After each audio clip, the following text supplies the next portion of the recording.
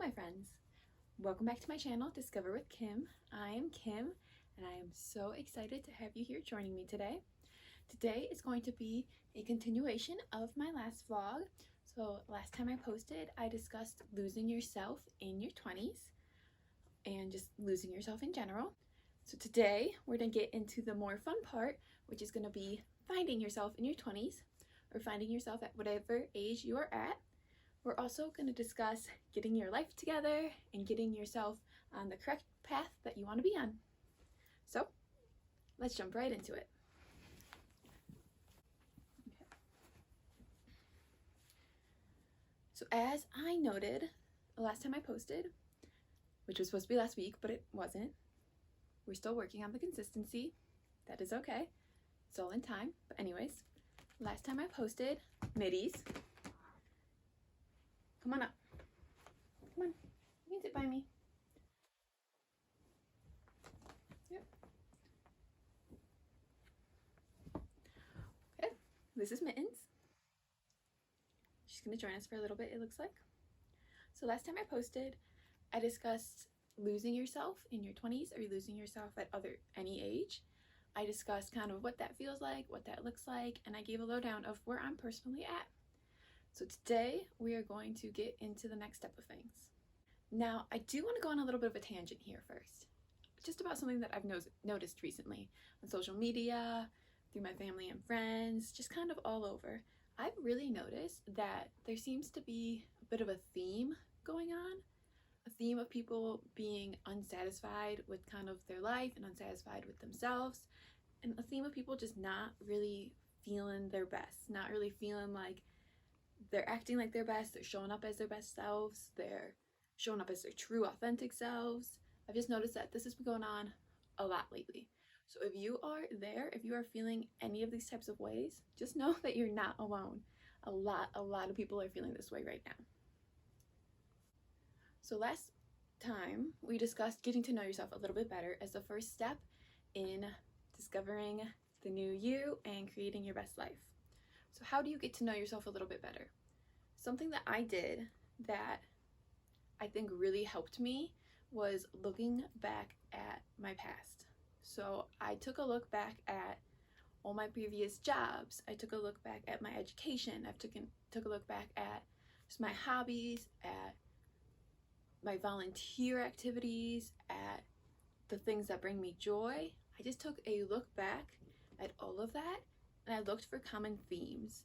So I looked at my previous work experience, and I found that a lot of it was in the healthcare field, and that kind of just happened as I was applying for jobs, that each time that's kind of what I was drawn towards. So to me, that is a big indicator that at my core, at my soul, as a person, health and wellness and helping others achieve this is a big important thing for me. So that's one thing that I discovered from looking back at my past that I kind of knew, but I wasn't really that sure of. I wasn't really positive what my professional future should look like and if my professional past even aligned with that at all. But I kind of looked back at it and I picked out all the things that I liked about my previous jobs, and I picked out what it was that drew me to those jobs and what it was about those jobs that made me feel like I was doing good work for me. And I figured out that it had to do with health and wellness a lot, and that helped me to see that health and wellness is definitely something that is a core value for me, it is a professional value for me, and it is something that I do intend to continue to pursue into my future. So that's an example of what looking back at your past can help you see. It can help you discover who you are. Honestly, life will show you who you are. It will tell you what you like and what you are meant to be doing. Life will do that for you if you just open your eyes and you look around. You'll see that you're drawn to certain accounts on YouTube and Instagram because that's what you're interested in. Think about what your mind loves, what you get lost in. This will help to show you what it truly is that you care about, what it truly is that excites you, and maybe what you should be focusing on going forward. The next step is to look at the the list that you just made of all of the different topics, all of the themes in your life that show you who you are, and to decide, first of all, do these feel correct for me? That's important. Just because you've done something in the past doesn't mean it actually is your future. But is it correct for me? In what way is it correct for me? And how would I like to keep this in my life going forward? Once you know that, you can start to prioritize these themes. You can start to prioritize these focuses in your life and start to change yourself a little bit to start to make these more part of who you are, incorporate them more into your week to week and your day to day, and to start really shifting your life in that direction. So if we continue with the health, for example, what I could be doing is I could be shifting my profession from where I'm currently at to one that better suits how I want to be in that health field. So start looking for a different job perhaps, or revamping my resume to better show those qualifications so that I can get those types of jobs, or to look for a side hustle that fits into that. Another way to start incorporating health into my life is to just create healthier habits for myself. So maybe it's not my profession that I decide that I want this core value of mine to go towards. Maybe I just want that for me. So it could be incorporating workouts into your day, or drinking more water, or getting some sunlight, going for a walk. It's finding ways to take these themes and these core values that you just discovered and make them part of who you are and part of your day-to-day life. Now, something that's important with this is that, first of all, it's going to feel very uncomfortable at first. You're not going to want to do it. Your brain's going to fight you. Your body's going to fight you. You're going to try to resist. Your brain resists change. It doesn't mean change is bad. Your brain just likes the comfortable and it likes the normal.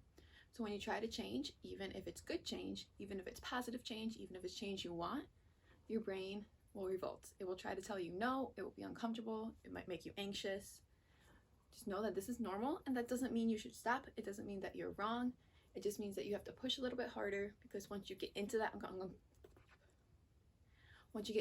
uncomfortable feeling, that's where you're going to grow, and that's where you're going to really change your life. So know that it will be uncomfortable at first. Another important thing to know is that you might try something and it really might not be for you. That's okay. This is all about experimenting. You're not just picking, hey, I'm going to do yoga, and then just going with that forever, even if you hate it. You're going to say, hey, I'm going to do yoga. I feel like a yoga person. And you might try it for a week and decide, I didn't like that at all. And that is okay. We're experimenting, and it's okay to fail. It's actually good to fail, because then you learn, well, that's not for me, so this one will be for me maybe. Maybe it's not, but that's okay. We keep experimenting and failing. We keep experimenting and succeeding, and slowly over time, you're going to find the habits and the values and the good feelings that are for you. So be patient and keep trying. It doesn't all just fall into place immediately. Unfortunately, I wish it did. It does not. So keep experimenting, keep failing, and keep trying different things. You will get there, I promise. I promise. Also, when we're learning to incorporate these habits and these values into our lives, when we're becoming these people we want to be, you need to make goals, and you need to work on manifesting the vision of yourself you want to become. Picture who you want to be. Picture yourself with the habit you want to create already in your life. So you see yourself drinking 4 glasses of water every single day. So picture that. Picture yourself waking up, getting hydrated, feeling so good with that water, having lunch with another glass. Oh, it tastes so good with your food.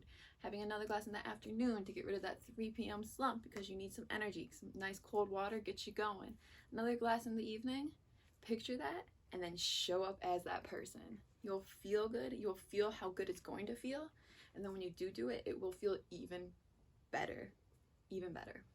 We are manifesting the life we want to create. We are planning, we are deciding who we want to be, and then we are showing up as that person to manifest it into existence. Okay, so next on my agenda to chat about is my goals in particular. I think that I'm going to be a little bit more general here, and I just want to talk about goal setting. Now today is the 16th of January. I hope to get this up in a few days, so hopefully on the 20th or the 21st of January. So we'll be a few weeks into 2023. And I know that around that time, a lot of people's New Year's resolutions start to fall away, and a lot of people's goals start to fade into the background as life gets busy again and things, bye middies, and things get going again. And that's okay, because we are not just setting resolutions here. We're setting goals, but we're not setting resolutions. Like, this is not, this year I want to, like, we are changing our life here. Our goal is to change our life. So our goal is to never have to work on this goal again, if that makes sense. So if it's just,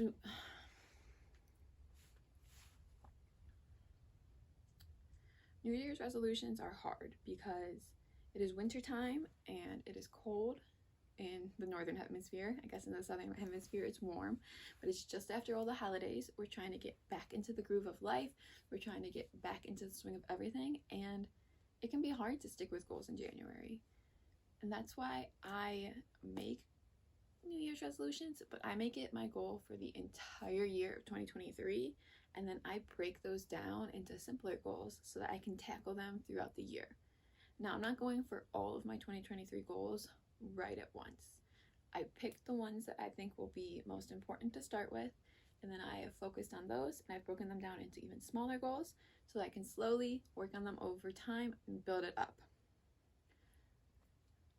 So I guess my biggest suggestion for goal setting, if you are doing it by the year, so like a New Year's resolution, since we're in January and it's 2023,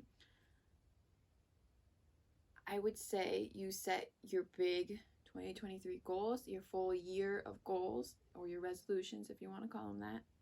And then I say you take those, you pick the most important ones, or you take the easiest ones, or you take the most exciting ones. You pick which ones that you want to start with, and you set those as your February goals. Since it's almost the end of January, we're going to say February goals. And then you just focus on those ones for February. The rest don't matter. It doesn't matter about the other goals. We're just focusing on these ones for February. And then once those ones are handled, we can look at our next steps. So the thing about goals is that you need to be incremental with them. You need to continuously break them down. You need to continuously evaluate them. And you need to make sure that you are staying disciplined and on track with them. That's a huge important part of me for breaking them down by the month. Then of course I break it down by the week and the day, but that's just getting really into the nitty-gritty. But breaking them down by the month, you can kind of really stay on track, because you know in January I'm focusing on these 3 things and getting them incorporated into my life, and then assuming that I have those 3 things flowing by the end of the month. In February I can add on 1 or 2 more. So I already have the 3 things from January going. They're still cruising, they're good, they're part of my routine now. And now I can add in another 1 or 2 in February. So then I'm working on 4 or 5 of my goals, and it's only the second month of the year, but it's not quite so overwhelming. Or say you only have 1 goal for the year, but it's pretty big.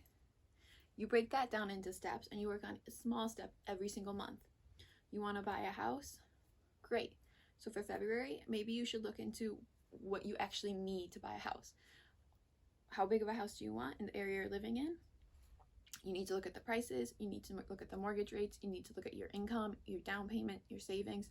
Look at all of this stuff so you can get a clear blueprint of what it will take for you to buy that house. That would be your first step. And then you start working on the little things you need to do so that you can get yourself set up to reach that goal. I hope that makes sense. I would love to hear any questions you have about goal setting down in the comments, or any more videos you want to know about goal setting.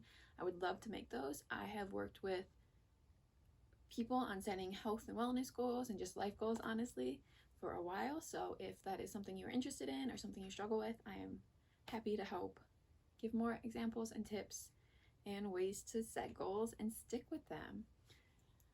Okay, so those are the biggest things I want to discuss. And then we're just getting our life together in 2023, aren't we, my friends? This is the year to make the big changes. This is the year to make a difference. We're showing up.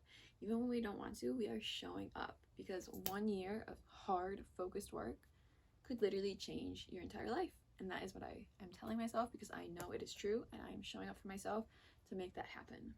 I am the one who creates my life. I am the one who decides what happens. I dictate what happens. I dictate what my future and my present is going to look like. I dictate how I show up each day. I dictate how I feel, how I respond to how I feel, and how I get through things. That's all on me. And that's all on you for you. And so that also means that we can create our biggest, brightest, ideal lives because it's all on us. So all we have to do is show up, get that plan, make those goals, keep working on it over and over, and we will get there. Yay. All right. Yeah, I think that is the biggest things I wanted to talk about. Honestly, I'm trying really hard to get my life together in 2023. That is basically my goal. Like 2023 is the year that I level up. We are leveling up in 2023. And yeah, we're going to do this. We are going to level up and we are going to make a difference and we are going to rock it.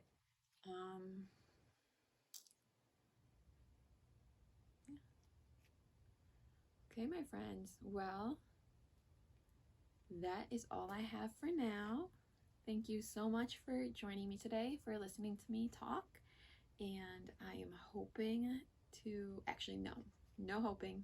We're leveling up in 2023. There is no more hope. I will be posting a new video every single Friday from here on forward. Next week, I will either be showing you my early morning routine for 2023, or I will be showing you just in general how I'm getting my life together in 2023. All right, let's keep on rocking life. Let's keep showing up each day. Let's keep discovering ourselves. We got this, my friends. I hope you have a fabulous week, and I will see you next time. Bye.